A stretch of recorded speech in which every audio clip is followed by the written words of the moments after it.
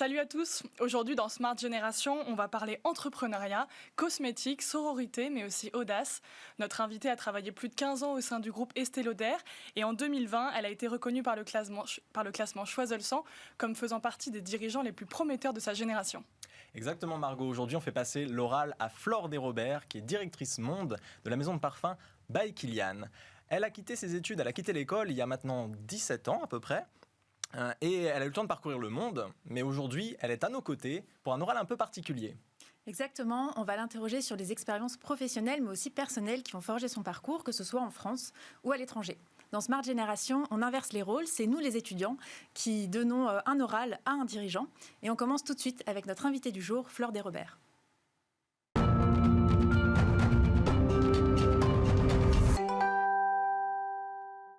Bonjour Flore, merci beaucoup d'avoir accepté l'invitation de Smart Génération pour passer notre oral. Alors j'ai votre CV devant les yeux, je vais le détailler un petit peu. Vous avez fait des études de commerce à HEC Paris de 2000 à 2004, après 2 ans de classe préparatoire à Paris aussi, dans le lycée Henri IV. Pendant vos études à HEC, que vous avez d'ailleurs adoré, on en parlera plus tard, vous passez notamment 6 mois à l'université Bocconi à Milan. Après quelques stages, ensuite, vous choisissez de vous diriger vers le luxe et les cosmétiques et vous rentrez au sein du groupe américain Estée Lauder. D'abord, de 2004 à 2013, vous travaillez chez MAC Cosmétiques en marketing, d'abord comme marketing manager, puis comme directrice marketing. Et ensuite, à partir de 2013, vous continuez chez Estée Lauder, mais cette fois-ci en tant que directrice générale France, de plusieurs marques à la suite que vous reprenez et que vous faites grandir. On peut citer par exemple La Mer, Jo Malone ou Bobbi Brown. Et en 2016, on vous confie finalement la direction générale monde de By Kilian, qui est une autre marque du groupe et qui est une maison de parfum pour laquelle vous travaillez pendant 5 ans. En 2021, donc il y a quelques mois en fait, vous faites le choix de mettre Estée Lauder un peu en pause pour prendre un congé sabbatique pour plusieurs raisons qu'on va détailler évidemment avec vous tout à l'heure, mais notamment pour créer une entreprise, on en parlera, un nouveau projet entrepreneurial qui rajoute donc une nouvelle corde à votre arc déjà bien fourni. Bienvenue Flore, merci de nous faire l'honneur de votre présence sur ce plateau de Smart Génération. Qu'est-ce que ça vous fait de repasser un oral ? Déjà, merci à vous de me recevoir. Je suis vraiment hyper contente d'être avec vous ce soir. Repasser un oral, ça fait très longtemps que j'en ai pas passé, donc j'espère que ça va aller. Mais moi, je vois ça plus comme une rencontre aussi. Et c'est comme ça que j'ai abordé les oraux et les entretiens dans ma vie. Je pense que c'est avant tout la rencontre de 2 énergies, 4 ce soir. Et je sais pas, j'ai un bon feeling. Je pense que ça va bien se passer. Let's go. Super. Eh bien, merci beaucoup Flore. Votre oral démarre maintenant.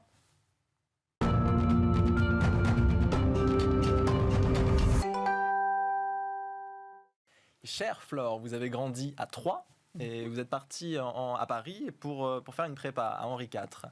Alors, qu'est-ce que ça faisait de passer de Troyes finalement à comme la capitale ? Exactement. Alors, je ne suis pas arrivée à Paris pour Henri IV, je suis arrivée pour le lycée, en pension. Donc moi, effectivement, je suis originaire de Troyes, berceau du Champagne, berceau de l'industrie textile aussi. Moi, mon père travaillait dans une usine textile. Et je suis la plus petite d'une famille de 3 enfants. Il paraît que comme tous les plus petits, j'aime pas être seule. Alors c'est assez vrai, moi je suis très à l'aise dans la communauté.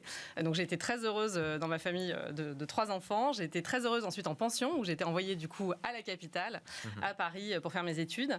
J'ai ensuite été très heureuse en école, très heureuse en colocation, très heureuse dans le monde de l'entreprise. La prépa, je pense que c'est peut-être ma seule expérience un peu solitaire finalement. Alors effectivement, j'ai eu une chance inouïe de pouvoir aller à Henri IV. C'est mythique, c'est un lieu de savoir, avec des professeurs incroyables qui ont cet amour de l'apprentissage et de la transmission. Et en même temps, c'est une expérience difficile parce que très solitaire, très intense. C'est aussi un apprentissage de l'humilité, in a way, parce que moi, je venais d'un lycée qui avait un bon niveau, mais qui n'avait pas le niveau d'Henri IV, donc la marche était assez haute à gravir. Mais bon, j'ai trouvé que c'était quand même assez exceptionnel, parce que même, je me disais tous les matins en passant le Porsche, quand bien même ça ne marcherait pas et j'aurais rien, j'aurais quand même passé 2 ans là. Et ça, j'avoue que c'est assez merveilleux. Qu'est-ce qui vous a poussé à faire une prépa alors ? Franchement, c'est honnêtement un peu le hasard. Alors, moi, j'ai toujours bien travaillé à l'école. J'ai des parents qui étaient très à cheval sur le fait qu'il fallait ramener des bonnes notes. Donc, ça m'a certainement poussée. Mais j'avoue que la prépa, c'était pas un modèle qui était connu dans ma famille, trop. Et je pense que c'est un jour, j'ai accompagné une de mes amies qui voulait aller à la journée des prépas à la mairie du 5e. Je l'ai suivie un peu comme ça pour voir. Et en présentant mon dossier à 2-3 prépas, le prof de maths d'Henri IV qui était là à la journée des prépas m'a dit « Ah, mais ça peut passer ». Donc j'étais bon, ok, alors pourquoi pas. Et je me souviens, elle m'a dit, oh là là, mais moi Henri IV, je visualisais ça un peu entre la boum et voilà un truc assez stacanoviste du travail. Et en réalité, voilà, une fois encore, je me suis sentie chanceuse tous les jours de pouvoir accéder à ce lieu de savoir. Et je me suis dit, quand même, je ferais pas d'études après et je choisirais de faire complètement autre chose. Je pourrais raconter à mes enfants que j'ai été dans ce lieu assez iconique quand même du savoir français. Et finalement, vous avez fait une école de commerce. Et finalement, ça n'a pas trop mal marché. Voilà, donc du coup, c'est vrai qu'on est bien formé pour ça. Hein, donc je suis rentrée ensuite effectivement à HEC. Et alors, racontez-nous vos années HEC. C'était très différent, j'imagine, des dynamiques qu'on a pu avoir en prépa. Ah bah oui, ça c'est sûr. Alors moi j'étais comme un poisson dans l'eau parce que retour dans une aventure plutôt collective, hein, donc ça c'est sûr que ça me correspond mieux. Des souvenirs au pluriel, il y en a des tonnes bien évidemment. C'est l'apprentissage de la vie en communauté, c'est l'associatif, c'est les stages en entreprise, c'est du coup, on en parlait en introduction, c'est la sororité aussi. Moi j'ai rencontré une bande de filles incroyables que je revois encore tout le temps, très régulièrement, qui m'ont portée aussi pendant toute cette vie professionnelle et cette vie personnelle. Je pense que c'est peut-être ça mon meilleur souvenir, ouais. Et vous avez listé BDE d'ailleurs à l'époque. Bien, il faut le vivre à fond quand on y est. Donc j'ai vécu l'expérience aussi. Alors quand je dis associative, il y avait du sérieux, il y avait du moins sérieux. Le BDE, ça fait partie des choses moins sérieuses, mais dans lesquelles j'ai rencontré tous mes amis d'aujourd'hui et mon mari. Donc voilà, ça fait bien les choses aussi. Donc bien évidemment, c'était merveilleux ces 4 années. Et après, c'est vrai que c'était merveilleux aussi sur l'apprentissage. C'est que au début, on s'en rend pas trop compte parce qu'on se décharge pas mal de la pression de la prépa. Mais moi, j'ai été aussi vraiment bluffée par la qualité des professeurs, notamment dans les dernières années, où c'est vrai que c'est aussi un lieu de savoir, HEC, un lieu de transmission, et j'ai eu des professeurs en marketing exceptionnels auxquels je pense encore tous les jours dans les décisions que je peux prendre. Okay. Et qui sont finalement une transition vers les premières expériences professionnelles, et c'est ce qu'on va aborder dans le prochain moment de cette orale.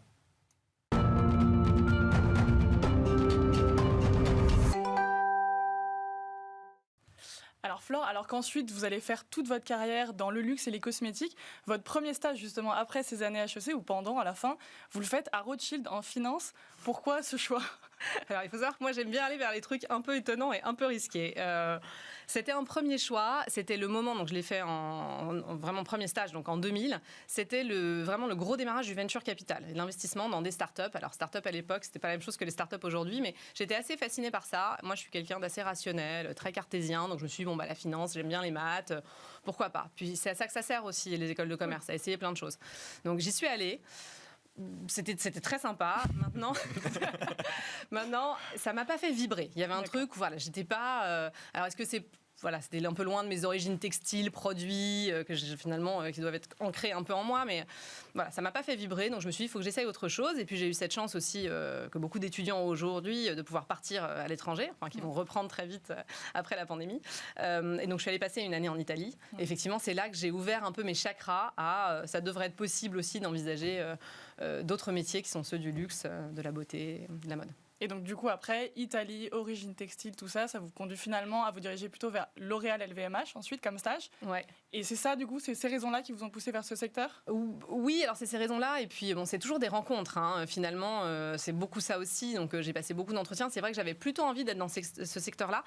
Initialement, j'avais assez envie de bosser en mode, parce que j'aime bien être proche de la création. Et il s'avère que les jobs un peu juniors en mode, c'est moins marketing, on va dire. Les jobs en mode, ils sont fascinants quand on s'approche de la création. Sur des jobs très juniors, parfois, c'est un peu plus compliqué. Et je me suis dit que les cosmétiques, c'était un bon juste milieu entre cet aspect très luxe et créatif, et en même temps quelque chose d'assez marketing, concret, opérationnel. Donc, c'est pour ça que naturellement, comme beaucoup de mes camarades, je suis allée chez L'Oréal, qui a été ma vraie longue expérience en entreprise. J'ai passé quasiment 1 an là-bas. Et là, j'ai découvert que c'était vraiment ça, pour le coup, qui me faisait vibrer. Donc, j'ai découvert ça, une passion pour le produit, pour le métier, pour la beauté en général. Et puis, L'Oréal est une super école, hein, honnêtement. Moi, je pense que j'ai appris beaucoup de choses qui me servent encore aujourd'hui. Et je pense que la première vraie leçon de ce stage, c'est aussi que L'Oréal, c'est une entreprise où il y a beaucoup de pression, ça travaille très dur, le niveau est très élevé, il y a beaucoup de compétition. Et en même temps, moi, je suis tombée dans une équipe géniale où on se marrait tous les jours. Et ça, je pense que ça a été mon premier vrai learning. C'est que pour être performant, il faut être dans un environnement où on est safe et on se sent en sécurité. Et créer cet environnement-là, ça veut dire aussi avoir beaucoup de moments dans la journée où on rigole, où on se marre un peu, où on dédramatise et où tout se passe bien. Et je pense souvent aux 2 boss que j'ai eu à l'époque comme mon modèle modèle de faut que je recrée cette énergie-là, cette ambiance-là, cet humour-là dans les équipes que j'aurai à la suite, parce que c'est ça qui fait qu'on est performant, c'est quand on se sent safe. Ouais, vous disiez, quand on en parlait avec vous, qu'il ne faut jamais sous-estimer les rencontres qu'on fait en entreprise, et même en stage, alors qu'on pourrait éventuellement les penser anodines, parce que c'est peut-être des rencontres qui peuvent nous c'est ultra important. Alors moi, je suis a big believer dans le pouvoir de la machine à café. C'est-à-dire que... Et d'ailleurs, voilà, le télétravail, c'est génial, c'est super flexible, c'est formidable.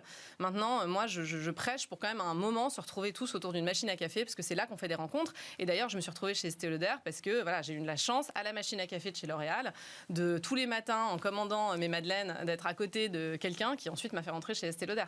Et cette énergie-là, voilà, ce contact-là, on peut être stagiaire, il peut arriver quand même pour trouver son futur job. Donc ouais, c'est ultra important. Alors justement, du coup, après ces quelques stages dans des groupes français, vous passez chez les Américains, chez Estée Lauder. On en parle tout de suite.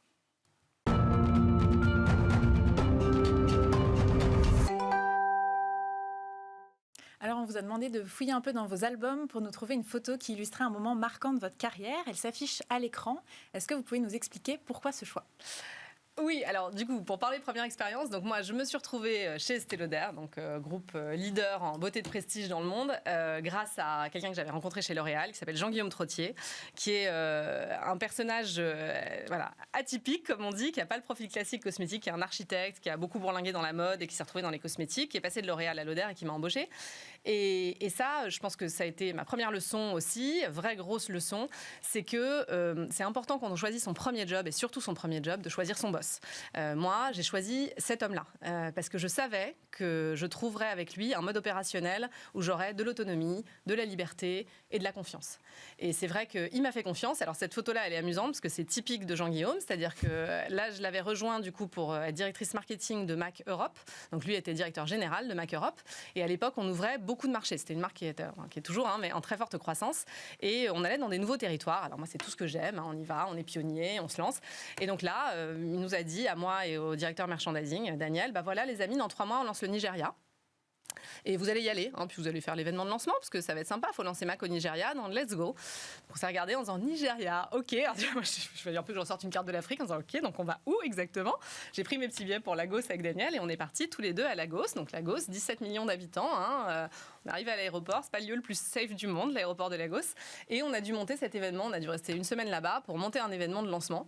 On savait pas à qui bosser, on savait pas trop comment le faire. Mais j'adore cette photo parce que pour moi, c'était l'énergie de l'époque qui était insufflée par ce leader-là. C'est les amis, vous y allez et vous allez trouver des solutions.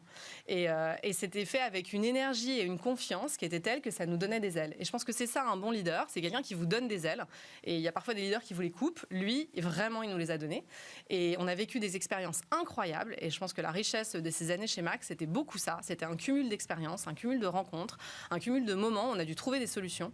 Et c'est ça qui a porté l'équipe, porté la marque. Et j'adore cette photo parce que voilà, c'est moi au Nigeria, mais j'ai la même en Russie, j'ai la même aux confins de l'Arabie Saoudite, où ils nous envoyaient une places pour ouvrir les marchés, rencontrer les consommateurs et lancer la marque. Et je trouve ça, voilà, c'est un souvenir qui est very dear to my heart, comme on dit, parce que c'est un peu ce qu'on nous fait vivre aussi chez Estée Lauder. C'est many experiences.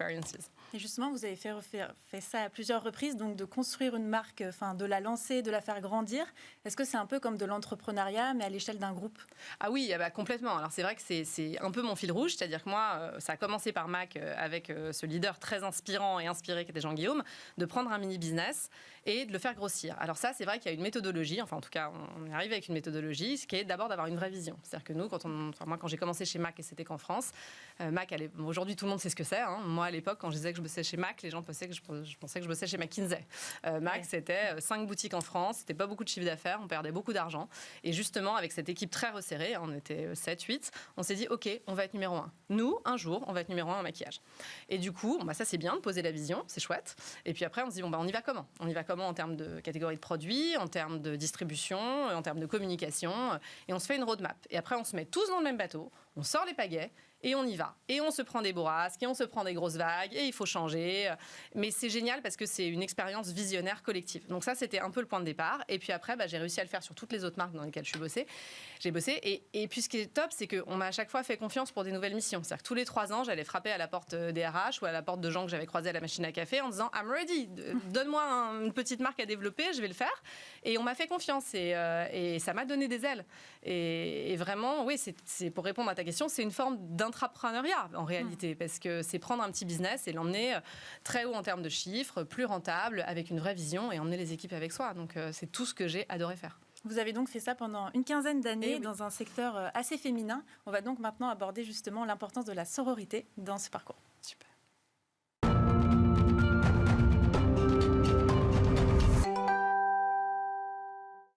Alors on est 3 femmes là en ce moment autour du plateau. Il y a un thème qui est très important pour vous tout au long de votre parcours et qu'on retrouve dans toutes les périodes de votre vie. C'est l'importance de la sororité. Est-ce que vous pouvez nous dire ce que ça veut dire pour vous la sororité ? Alors la sororité, oui, c'est important. En tout cas, moi, ça a toujours été très important pour moi. C'est se sentir poussé par une énergie de femme.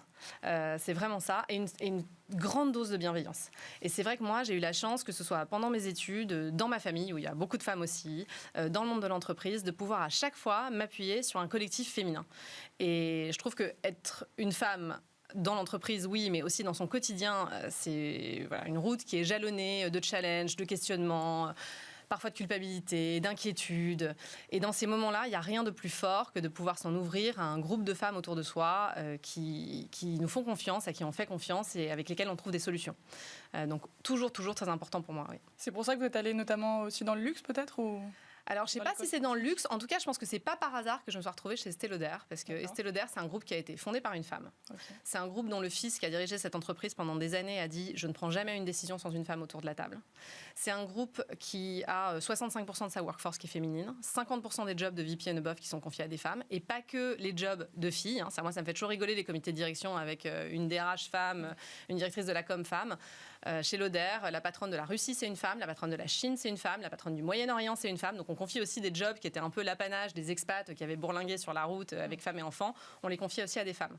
Donc je pense que j'ai été naturellement aussi attirée par ça, par ce côté féminin dans l'entreprise, parce que je savais que du coup, ce serait un environnement dans lequel être une femme ne serait pas trop un sujet. Et ça ne l'a jamais été. Oui, c'est ça. Ça vous a aidé en tant que mère et en tant que femme, à bien vivre votre vie en entreprise finalement. Oui, alors après, c'est toujours un chemin compliqué. On a toujours des questionnements et dans ces cas-là, je me tournais peut-être plus vers mes amis et ma sororité très proche en disant, aidez-moi, vous faites quoi, vous faites comment. Mais c'est vrai que dans l'entreprise, en tout cas, moi j'ai eu la chance que ce ne soit jamais un sujet. Il y a beaucoup de femmes pour qui ça a été un sujet et leurs paroles doivent vraiment être entendues. Moi, j'ai eu cette chance d'être dans un environnement où en tout cas, c'était vraiment pas un sujet. Et je pense que les boîtes américaines avaient un peu d'avance sur les boîtes françaises sur ce sujet-là. Mais moi, dans mes jeunes années, ça n'était pas du tout un problème, quoi. Ok. Alors après toutes ces années du coup chez Estée Lauder, chez les Américains, là on l'a dit tout à l'heure, vous avez décidé de prendre un congé sabbatique pour plein de raisons qu'on va détailler tout de suite.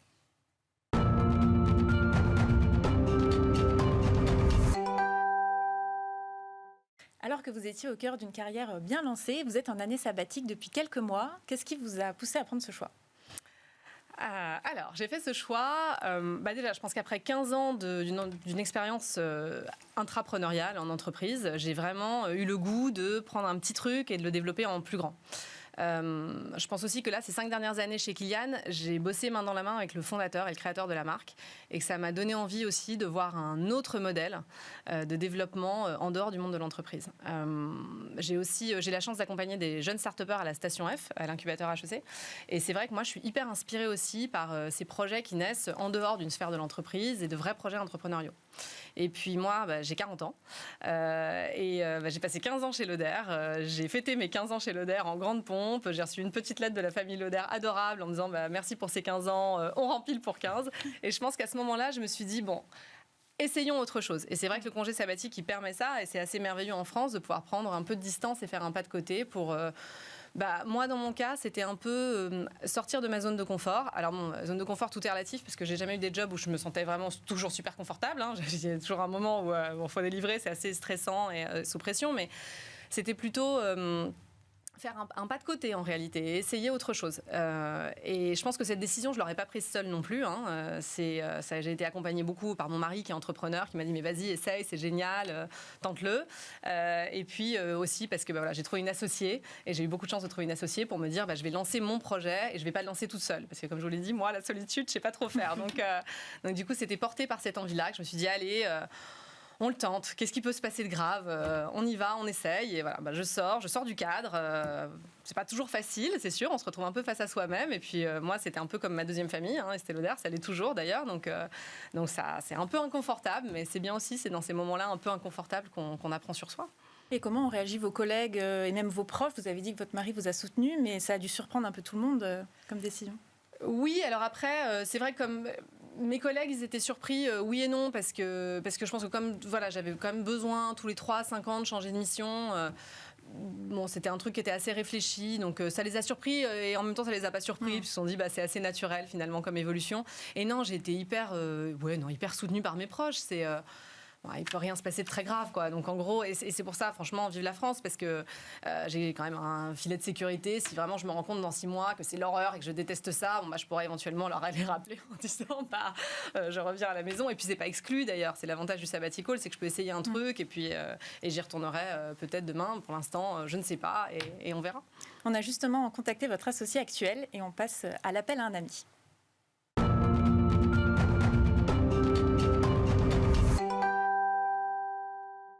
Alors, chère Flore, pourquoi vous êtes lancée dans l'entrepreneuriat avec Pauline? Pauline, je l'ai appelée il y a quelques jours.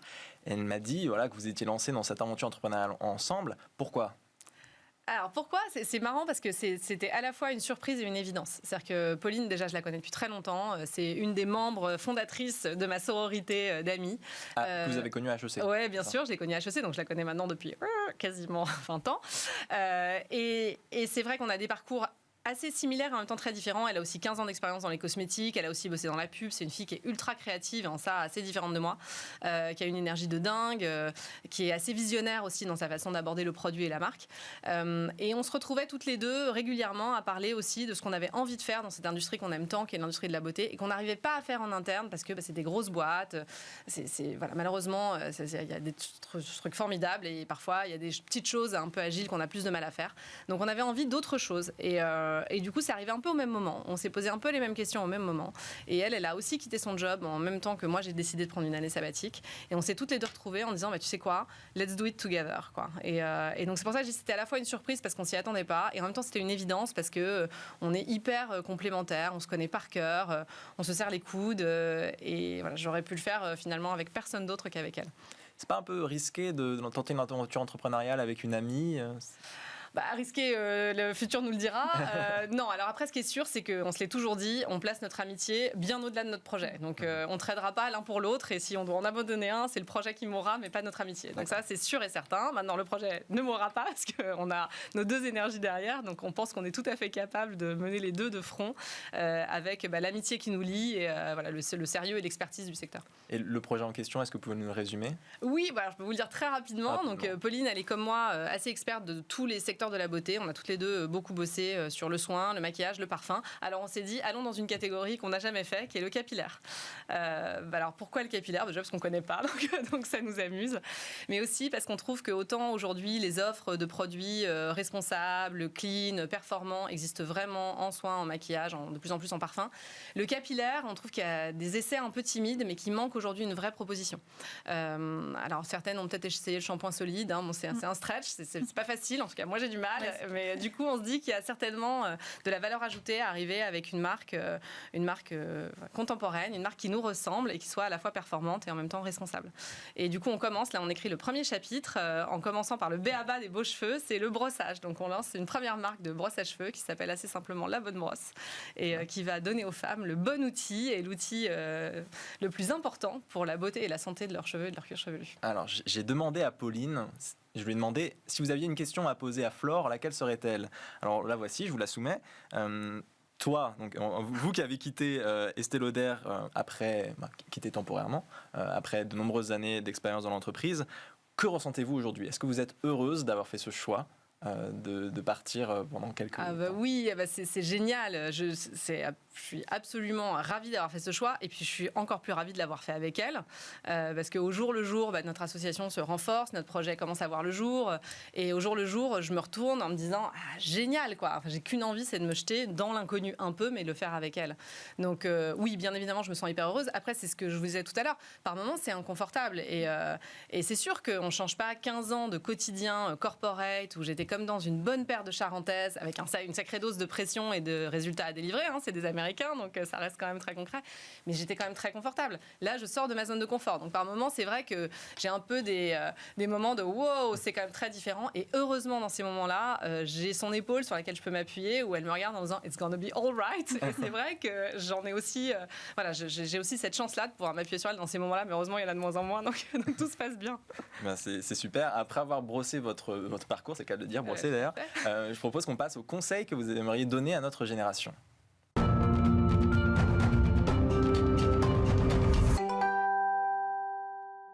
Alors maintenant que vous nous avez parlé de votre parcours, on aimerait se pencher sur les enseignements que vous en avez tirés.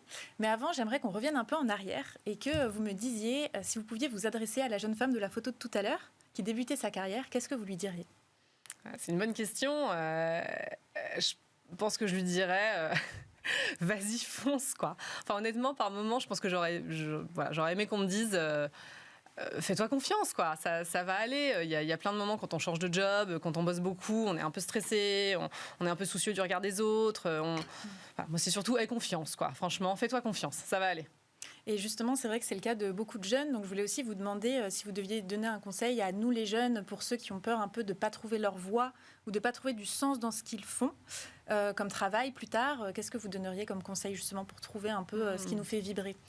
Ouais, alors trouver ce qui nous fait vibrer, je pense que ça vient... Moi j'ai eu de la chance que j'ai trouvé assez vite, mais je pense que le secret pour ça, c'est de ne pas hésiter à rajouter des plumes à son chapeau. Moi c'est une expression que j'utilise beaucoup.